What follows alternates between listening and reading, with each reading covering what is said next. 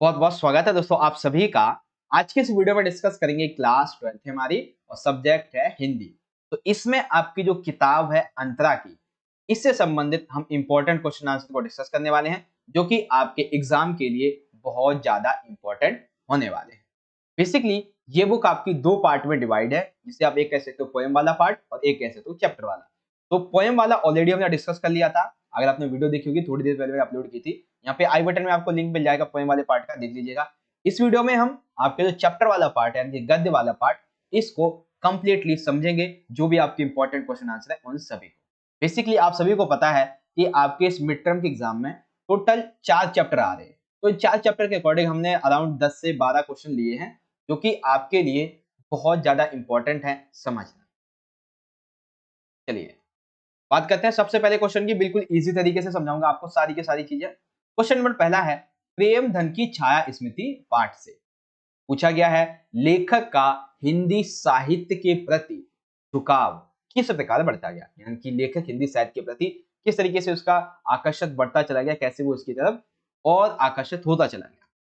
तो देखो सबसे पहली बात तो ये है कि लेखक यानी कि प्रेमधन, इनके जो पिता थे वो फारसी के ज्ञाता थे और साथ ही साथ ये हिंदी के भी प्रेमी थे। तो इन बचपन से ही उसके पिता यानी कि लेखक के पिता ने उनका जो परिचय होता है, बेसिकली ये कह सकते हो आप, वो किससे करवा दिया था, हिंदी साहित्य से। साथ ही साथ उनके घर में भारतेंदु जी के द्वारा रचित जो हिंदी नाटक थे इनका वाचन होता था। रामचरितमानस, रामचंद्रिका, इन सभी का सुंदर वाचन हुआ करता था। तो इसलिए ये आकर्षक हो गया। तो पहला उसके पिता, दूसरा वाचन और तीसरा बेसिकली ये कि लेखक जिस पुस्तकालय में पुस्तकें पढ़ने जाया करता था, तो ये भी हमें समझ में आ जाता है तीसरा। फिर चौथा आप ये कह सकते हो कि जब 16 वर्ष की अवस्था होती है तो उसे एक हिंदी प्रेमियों की जो मंडली होती है उससे उसका परिचय करवाया जाता है। इस मंडली में सभी लोग हिंदी जगत के महत्वपूर्ण स्थान रखते हैं, जैसे कि काशी प्रसाद जायसवाल, पंडित बद्रीनाथ गौड़, भगवान दास हालना, पंडित उमाशंकर द्विवेदी, ये सभी थे। तो इन सभी को ध्यान में रखते हुए हम ये कह सकते हैं कि हिंदी साहित्य के प्रति लेखक का झुकाव तेजी से बढ़ता चला गया। ठीक है, तो सिंपल सा आंसर आप इस तरीके से लिख दोगे एंड आई होप आपको समझ में भी आ गया होगा। ठीक है, आगे चलते हैं। अगला क्वेश्चन है, शुक्ल जी की मित्र मंडली को देखकर उर्दू भाषी लोगों ने उन्हें किस नाम से पुकारा और क्यों। अर्थात शुक्ल जी की मित्र मंडली को जब देखा तो उर्दू भाषी के जो लोग थे उन्होंने उन्हें कैसे पहचाना। आपने जब चैप्टर पढ़ा होगा तो उसमें एक शब्द आपने सुना होगा, निसंदेह। ठीक है, निसंदेह ये शब्द सुना होगा। तो ठीक वही आंसर यहाँ पे आपको लिखा। शुक्ल जी की मित्र मंडली को देखकर उर्दू भाषी लोगों ने कहा, निसंदेह मंडली इस नाम से पुकारा जाने लगा। क्यों कहा गया ऐसा? क्योंकि लेखक मंडली की बोली जो थी, यानी कि लेखक की जो मंडली थी उसकी बोली काफी अनोखी लगती थी, जिसमें निसंदेह शब्द का बार बार उपयोग होता था। जबकि वहां रहने वाले वकील, मुख्तार, कचहरी, अफसरों की भाषा उर्दू थी, इसलिए लेखक मंडली का नाम ही उन्होंने निसंदेह मंडली रख दिया था। ठीक है, क्योंकि वो बार बार इस शब्द का उपयोग कर रहे थे, तो इसलिए वकील, मुख्तार, कचहरी और अफसरों ने क्या किया, इसका नाम क्या रख दिया, मतलब उर्दूभाषी लोगों ने निसंदेह मंडली रख दिया कि बार बार इसको उसी का उपयोग कर देते हैं। ये चीजें यहाँ पे सिंपल। देन अगला क्वेश्चन देखते हैं। अगला है, प्रेमधन की छाया स्मृति पाठ के अनुसार लेखक ने चौधरी साहब के व्यक्ति के किन किन पहलुओं को उजागर किया है। तो कौन कौन से पहलू हैं जिन्हें उजागर किया गया है। आंसर इज, सबसे पहला है, चौधरी साहब एक रईस की तरह रहते थे, अर्थात उनको किसी भी गरीबी टाइप का कोई गम वगैरह नहीं था, वो एकदम मस्त जिंदगी जिया करते थे। दूसरा, उनका व्यक्तित्व तो काफी आकर्षक वाला था, उनके बाल जो थे वो कंधों तक आया करते थे। तीसरा, वे सभी त्योहारों पर नाच रंग का आयोजन करते थे और बेसिकली लोगों को दान, मतलब कि ऐसा था, आयोजन करते थे और लोगों को बुलाते थे, साथ में मिलकर मनोरंजन किया करते थे। चौथा, उनकी हर एक अदा में रियासत यानी कि अमीरी और तबीयतदारी टपकती थी। वे छोटे छोटे से कामों के लिए नौकर पर निर्भर रहते थे।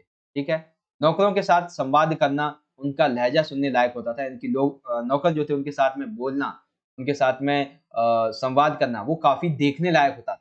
साथ ही साथ वे नगरी की भाषा मानते थे और उसी में लगते थे कि नागरी भाषा, कौन सी, नागरी भाषा को मानते थे और उसी में लिखा करते थे। ठीक है, तो प्रेमधन की छाया स्मृति के अनुसार लेखक ने चौधरी साहब के बारे में इन तत्वों का, इन व्यक्तित्व के पहलुओं का वर्णन किया है। That's your answer. अगला देखते हैं। अगला क्वेश्चन है, अब अगले चैप्टर से आ गया बेसिकली बालक बच गया से सर। ठीक है, बालक के द्वारा इनाम में लड्डू मांगने पर लेखक ने सुख की सांस क्यों भरी थी? आइए समझिए कैसे। तो देखिए बेसिकली बालक ने पिता व उनके शिक्षकों ने बालक की स्वाभाविक प्रवृत्तियों का गला घोटने में कोई असर नहीं छोड़ी। अर्थात आपको पता है इस चैप्टर में जब एक प्रतियोगिता बेसिकली क्वेश्चन आंसर का एक जो सेशन रखा जाता है, तो उसमें बालक जो वो सभी क्वेश्चन का सही सही आंसर देता है जो कि उसके लेवल से काफी ऊंचे थे, बड़े बड़े ज्ञानियों को देने चाहिए।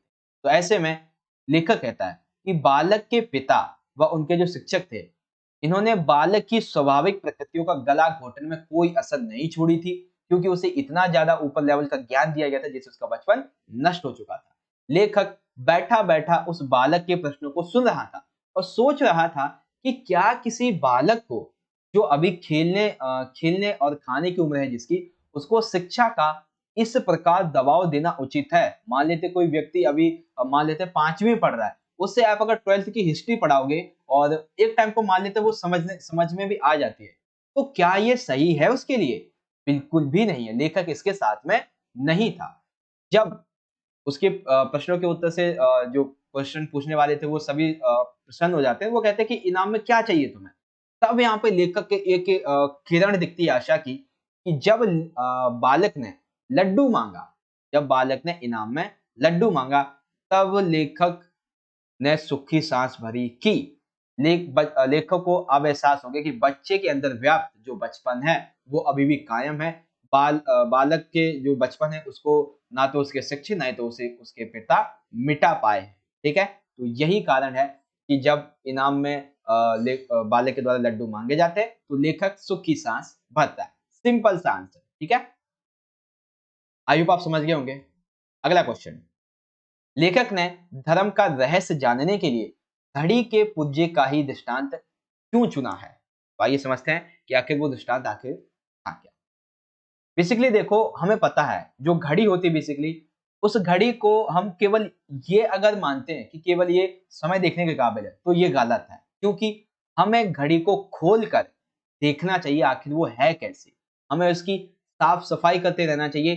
घड़ी की जो एक एक पुर्जे है उसके बारे में हमें पता होना चाहिए, ताकि कभी वो अगर खराब हो तो हम उसे सही कर सके। ठीक इसी तरीके से धर्म है कि यदि धर्म के बारे में आपको जानना है, आपको समझना है, तो उसके बारे में केवल जो धर्म उपदेशक है, जो धर्म का उपदेश देने वाले, धर्म का ज्ञान देने वाले हैं, बस उन्हीं तक आपको सीमित नहीं रहना है। आपको ग्रंथ, गीताएं, जो जो भी अपने अपने धर्म के ग्रंथ होते उनको पढ़ो, अन्य जो साहित्य होते उनको पढ़ो, कहानियों को पढ़ो। तो इससे क्या होगा, आपको धर्म के हर एक पहलू का बहुत अच्छे से ज्ञान होगा, जो कि आपको इस बारे में समझने में मदद करेगा। तो ये है इसका सिंपल सा। ठीक है, तो आप समझ गए कि लेखक ने धर्म का रहस्य जानने के लिए घड़ी के पुर्जों का दृष्टांत क्यों दिया है। जिस तरह से घड़ी को खोल खोल के अच्छे से समझा जाता है, उसी तरीके से धर्म को अंदर अंदर अंदर से ढंग से समझा जाना चाहिए, ये बताया मैंने। ठीक है, अगला देख लेते हैं। तो हाँ, और वीडियो अच्छी लगे तो लाइक शेयर जरूर कर देना, और चैनल को भी सब्सक्राइब कर ही लीजिएगा, क्योंकि ऑलमोस्ट हमारे अराउंड आधे क्वेश्चन हो चुके हैं, आधे और बचे हैं, 10-15 मिनट वो भी कंप्लीट हो जाएंगे। ठीक है, आप वीडियो को लाइक शेयर करना। आगे अगला क्वेश्चन है, ढेले चुन लो पाठ में किस अंधविश्वास की ओर संकेत किया गया है? ठीक है, ढेले चुन लो पाठ ये है बेसिकली, इसमें जो अंधविश्वास है उसको बताइए। अनदर हैंड क्वेश्चन ये पूछा जा सकता है कि जीवन साथी का चुनाव मिट्टी के ढेलों पर छोड़ने के कौन कौन से फल प्राप्त होते थे, ये बताना। ठीक है, तो अंधविश्वास जब आएगा तो जो आपको मैं आंसर बताने वाला हूं ये आपको पूरा लिखना है। बट अगर ये पूछा जाता है कि मिट्टी के ढेले पर कौन कौन से फल प्राप्त होते थे, तो उसमें छोटा सा लिखना है, वो मैं आपको बता दूंगा। ठीक है, शुरुआत करते हैं। ढेले चुन लो पाठ में जिस विवाह रीति का वर्णन किया गया है वह अंधविश्वास की प्रतीक है। ठीक है, तो कौन सा अंधविश्वास है? विवाह की रीति रिवाज का जो प्रतीक है, जो विधा चलाई गई है, उसका यहाँ पे वर्णन किया गया है, वो अंधविश्वास है। इसमें क्या होता है, इसमें मिट्टी के ढेलों के आधार पे वधु को चुना जाता है, अर्थात मिट्टी के जो ढेले होते हैं इनके आधार पे पत्नी को चुना जाता है। अब देखो यहाँ पे ये आंसर जो है ना, यहां से लेके और यहाँ तक, ठीक है। ये आप संकेत वाले में भी लिख दोगे और ढेले चुनने वाले में भी, ठीक है, जो फल प्राप्त होते हैं इसके बारे में। देखिए, लड़की के सामने कई ढेले डाले जाते हैं, जैसे कि वेदी का ढेला डाला गया है। यदि वो वेदी का ढेला चुनती है तो ऐसा कहा जाता था उसकी जो संतान है, उससे प्राप्त जो संतान होगी लड़की से, वो रहेगी वैदिक यानी कि पंडित। यदि गोबर का ढेला उठाती है तो पुत्र जो रहेगा उसका वो पशुधनी रहेगा। यदि वो खेत का ढेला उठाती है तो उसका पुत्र जमींदार बनेगा। वहीं अंधविश्वास एक और था कि यदि वो मसान की मिट्टी चुनती है तो उसके विवाह में कुछ अरीति, कुछ अशुभ होगा। तो लड़की जिसे उठा लेगी वही अ, उसका भविष्य का आधार निर्धारित करती थी। तो ये आप फल प्राप्त करने वाले में लिखोगे इतना, और पूरा का पूरा आंसर आप ये संकेत वाले में भी लिख दोगे, ठीक है। That is your answer. और ये भी कह सकते हैं कि यही अंधविश्वास था कि शमशान की मिट्टी के ढेले उठाने पर अपशगुन होगा। ज्योतिषी संबंधी जो अंधविश्वास है, ज्योतिष का जो अंधविश्वास है, उस पर कटाक्ष किया गया, उस पर व्यंग किया गया इस पाठ के माध्यम से, ठीक है। तो देखो, जब संकेत की बात आएगी तब आपको ये पूरा का पूरा आंसर लिखना है। बट अगर बात आती है कि इस तरीके से कौन कौन से फल प्राप्त होते थे, तब आप कितना आंसर लिखोगे, यहां से लेके और इतना आंसर, बस ये 3 से 4 लाइन, बस इससे ज्यादा नहीं लिखना है, ठीक है। आगे देख लेते हैं अगला क्वेश्चन। अगला क्वेश्चन है, संवदिया की क्या विशेषताएं हैं और गांव वाले के मन में संवदिया की क्या अवधारणा है। दो क्वेश्चन है यहाँ पे, विशेषताएं और अवधारणा गांव वाले के मन में। समझिए, संवदिया बेसिकली वातावरण को सुनकर ही संवाद का अनुमान लगा देता है, अर्थात वो एनवायरनमेंट को भांप लेता है कि यहाँ पे किस तरीके का संवाद होने वाला है या हो रहा है। वह बहुत ही भावुक है, वह संवेदनशील भी है और वह समझदार भी है, वह ईमानदार भी है और वह दूसरों का मददगार भी है और वह चतुर भी है, ठीक है। तो विशेषता क्या क्या हो गई, एक तो वो एनवायरनमेंट के अकॉर्डिंग समझ लेता है कि संवाद क्या होने वाला है, बहुत ही भावुक है, संवेदनशील है, समझदार है, ईमानदार है, दूसरों के प्रति दयावान है और चतुर है। ये इसकी विशेषताएं हो गई। बट गांव वालों की उसके प्रति जो भावना है वो इसके विपरीत है। गांव वाले जो हैं वो संवदिया को ये कहते हैं कि ये एक निठल्ला, कामचोर और पेटू आदमी है। गांव वाले क्या कहते हैं कि ये एक निठल्ला, कामचोर और पेटू आदमी है, जो कि जिसका ना तो आगे है ना कोई पीछे है। ये बिना मजदूरी के ही संवाद इधर उधर पहुंचाता रहता है और मुख्यतः ये औरतों का गुलाम है, ऐसे लोग कहा करते थे, ठीक है, जो कि इस कहानी में बताया गया है, सिंपल सा, ठीक है। That's answer. अगला देख लेते हैं। अगला क्वेश्चन है, बड़ी बहुरिया अपने मायके संदेश क्यों भेजना चाहती थी तथा बड़ी बहुरिया का संवाद हरगोविंद क्यों नहीं सुना पाया। दो क्वेश्चन है, क्यों भेजना चाहती थी और हरगोविंद संवाद क्यों नहीं सुना पाया, यानी कि संवदिया संवाद क्यों नहीं सुना पाया।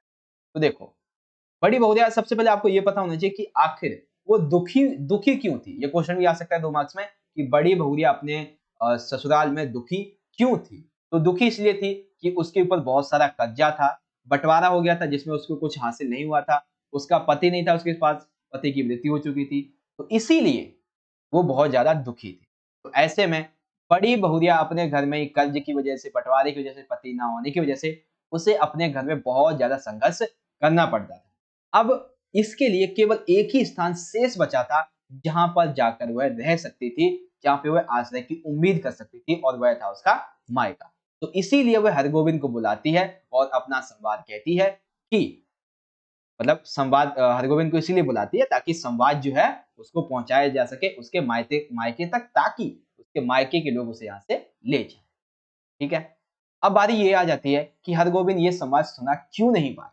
तो इसलिए नहीं सुना पाया क्योंकि इसे लगता था, हरगोविंद को, कि बड़ी बहुरिया गांव की लक्ष्मी है, और वहीं अपने गांव की लक्ष्मी की दशा यदि दूसरे गांव में जाकर सुनाऊंगा तो इसमें मेरा भी अपना अपमान है, मेरे गांव के बड़े बुजुर्गों का अपमान है, मेरे गांव का अपमान है, एवं मेरी इस लक्ष्मी का अपमान है। तो इसलिए हरगोविंद को लगता है कि इससे गांव की इज्जत चली जाएगी। यह सोचकर उसे बहुत ज्यादा शर्म आती है, वो उसको ग्लानि बेसिकली होती है। तो गांव की लक्ष्मी को इतने कष्ट झेलने पड़ रहे हैं और गांव इसके बारे में कुछ नहीं कर पा रहा है, इसके प्रति वो वापस आता है, वो संवाद वहां नहीं कहता है, और वापस आके बड़ी बहुरिया से कहता है कि आप गांव छोड़ के कहीं मत जाओ। तो बेसिकली क्यों नहीं सुना पाता है? सिंपल सी बात है, उसे लगता है कि गांव की लक्ष्मी है बड़ी बहुरिया और एक लक्ष्मी की दशा, तो उसे गांव में जाके सुनाना, इससे मेरी उस लक्ष्मी की भी बदनामी होगी, मेरे गांव की इज्जत चली जाएगी, मेरे बड़े गांव के बड़े बुजुर्गों की इज्जत चली जाएगी, इसलिए वो बहुत ज्यादा शर्म से पानी पानी हो जाता है और इसी तरीके से वो संवाद नहीं कहता है और वापस आता है तो उससे बड़ी बहुरिया से कहता है कि आप गांव छोड़ के कहीं मत जाओ, आप यहीं रहो, ठीक है। बट आगे कहानी में क्या होता है, यू ऑल नो। ये हो गया क्यों भेजना चाहती थी और वह क्यों सुना नहीं पाया। That's your answer. अगला क्वेश्चन, अगला है लेखक भीष्म साहनी सेवाग्राम कब और क्यों गया था?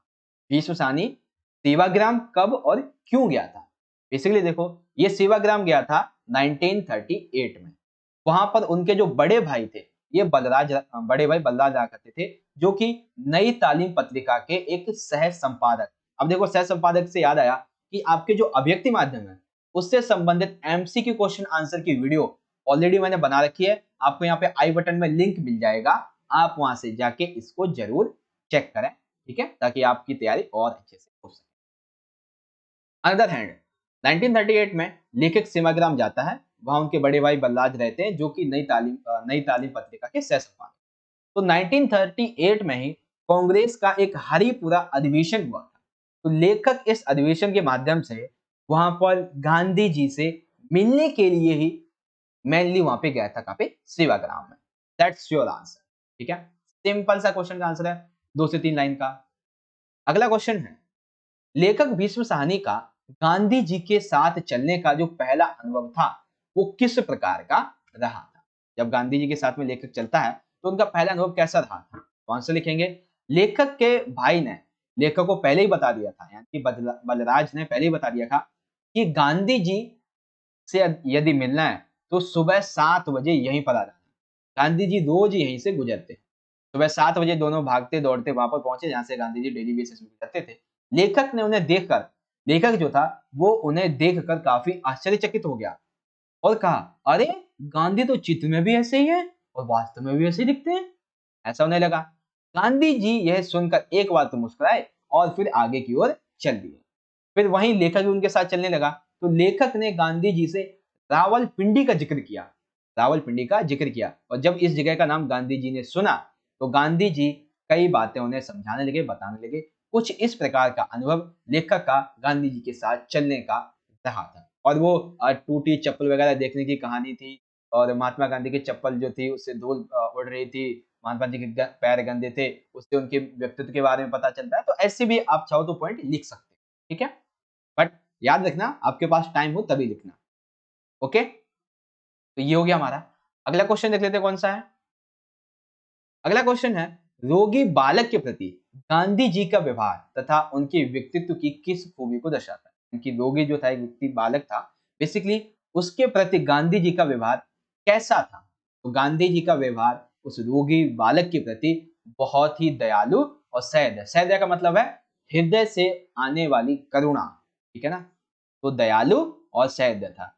रोगियों की सेवा करना वो अपना एक परम कर्तव्य, परम धर्म मानते थे।